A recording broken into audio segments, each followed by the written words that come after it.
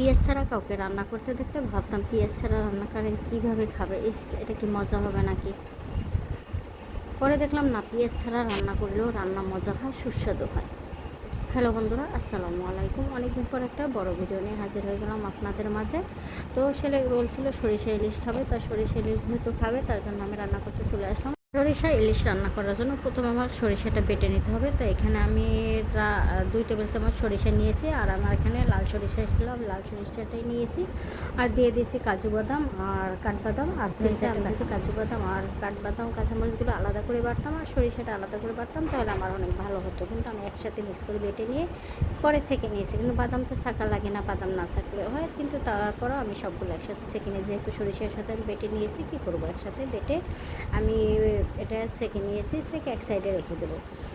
অন্যদিকে আমি ইলিশ মাছটা কেটে হলুদ আর লবণ মেখে রেখে দিয়েছি।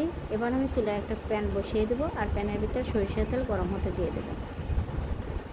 তো প্যানে যখন সরিষার তেলটা গরম হয়ে গেছে, এর ভিতরে আমি দিয়ে দেবো কালি জিরা।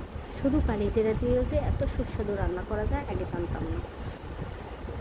তো কালিজিরাগুলো আমি দিয়ে দিলাম। এরপর একটু তেলের ভিতরে কালিজিরাটা ভেজে নেব, যাতে ঘ্রাণটা বের হয়, কালিজিরাটা ভাজা হয়। তো আমি একটু তেলের ভিতরে কালিজিরাটা নেড়ে ছেড়ে এর ভিতরে আমি আগে থেকে মেখে রাখা যে হলুদ আর লবণ দিয়ে মেখে রেখেছিলাম ইলিশ মাছটা, সেই মাছটা একে একে আমি তেলের ভিতরে ছেড়ে দেবো। তো একে একে মাছগুলো আমি দিয়ে দিচ্ছি, দেখতে পাচ্ছেন মাছগুলো আমি দিয়ে দেবো।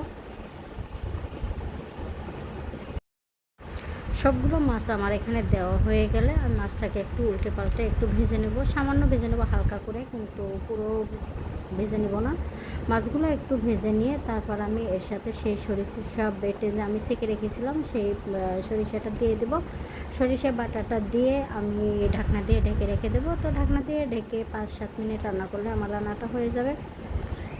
তো যদি আজকের ভিডিওটা আপনাদের আমার ভালো লেগে থাকে, অবশ্যই লাইক কমেন্ট শেয়ার করতে ভুলবেন না। আপনার একটা শেয়ারে আমি অনেক দূরে হয়তো যেতে পারি, আপনি দয়া করে আপনার শেয়ার করবেন। আর যদি আমার পেজটি এখনও ফলো না করে থাকেন, অবশ্যই একটু ফলো করে দেবেন। তো থ্যাংক ইউ ফর ওয়াচিং।